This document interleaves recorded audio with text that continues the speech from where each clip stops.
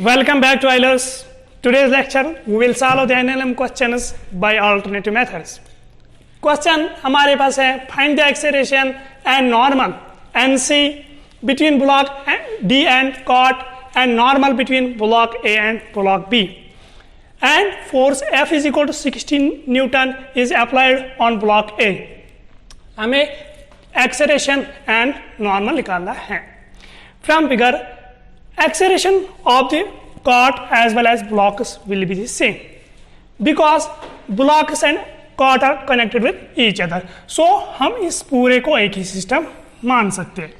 हम पूरे को एक ही सिस्टम मान सकते हैं. So the common acceleration will equal to F net divided by total mass. F net मतलब F supporting minus F opposing divided by M total.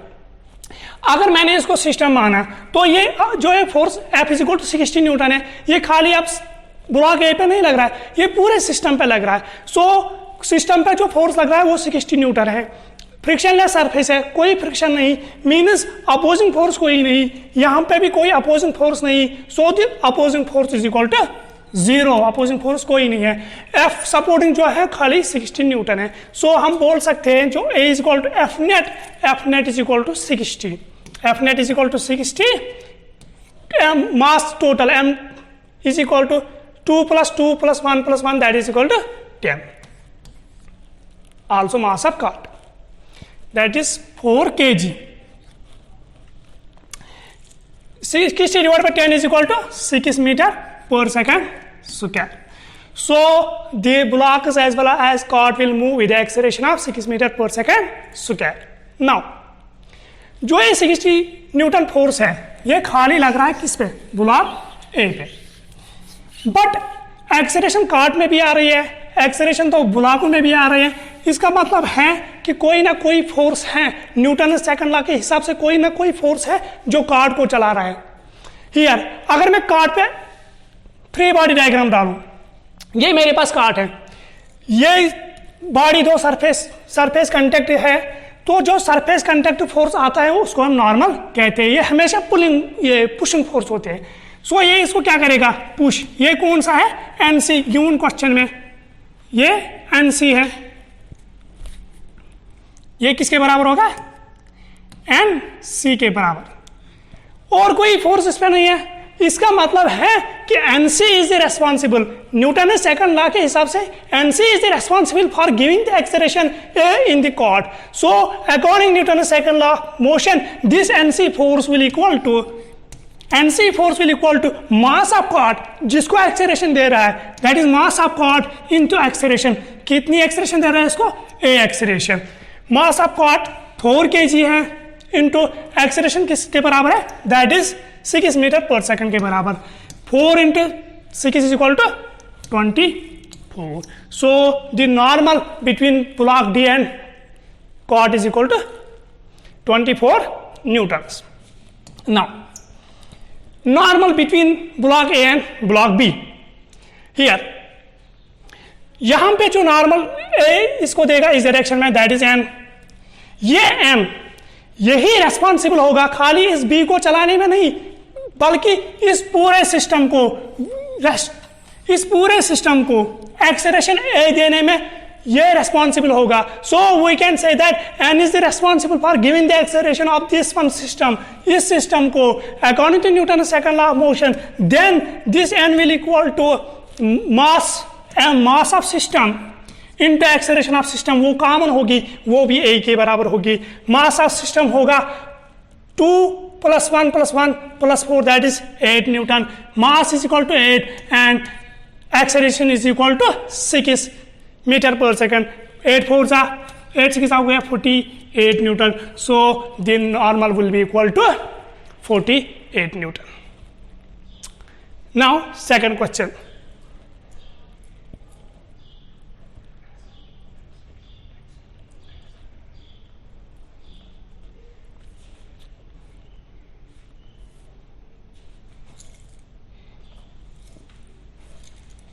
Now, the second question is find the tension and acceleration of the blocks assuming frictionless surface and string is massless. and string is massless. Given condition of question are, एक table है, table के ऊपर एक block जिसका मास 10 kg है, ये block B is connected with rope as shown in figure जिसका मास है 20 kg. हमें एक्सेलरेशन और टेंशन फाइंड करना है. यहाँ पे भी here also block A and block B are connected each other, means यहाँ पे भी एक्सेलरेशन जो होगी वो इन मैग्नीट्यूड तो सेम ही होगी, and this acceleration will equal to F net divide by, ये एक्सेलरेशन बराबर होगी F net divide by M total, means total mass. यहाँ पे देखेंगे इसका फोर्स होगा, यहाँ फ्री बॉडी डालेंगे, इसका फोर्स MAG नीचे की ओर होगा, इसका फोर्स MBG इधर की ओर होगा. सिस्टम की एक्सेलरेशन यहाँ की ओर होगी, सिस्टम मूव करेगा यहाँ. जो ये ब्लॉक ए है इसका फोर्स यहाँ, मतलब ये यहाँ चलेगा, फोर्स इधर है, ये कुछ इफेक्ट ही नहीं करेगा एक्सेलरेशन पे, ये कुछ इफेक्ट नहीं करेगा मोशन पे, मतलब ये सिस्टम को कुछ इफेक्ट नहीं करेगा, इसको हम कैंसिल ही कर सकते. So we can say that जो रेस्पॉन्सिबल फोर्स होगा वो होगा MBG. Then we can say that MBG is responsible for giving the acceleration A in this system. So A will be equal to F net. F net is equal to MBG. F net is equal to MBG divided by total mass, that is MA plus MB, that is equal to MBG. MB is equal to 20, G is equal to 10 divided by 20 plus 10 is equal to 30, that is equal to 20 divided by 3 meter per second square. So the acceleration is equal to 20 meter per second square. Now ये force इस block को चलाएगा, but ये भी acceleration, इसको भी acceleration आ रही है, मीन्स कोई ना कोई फोर्स होगा जो इस ब्लॉक को एक्सेलरेशन देगा.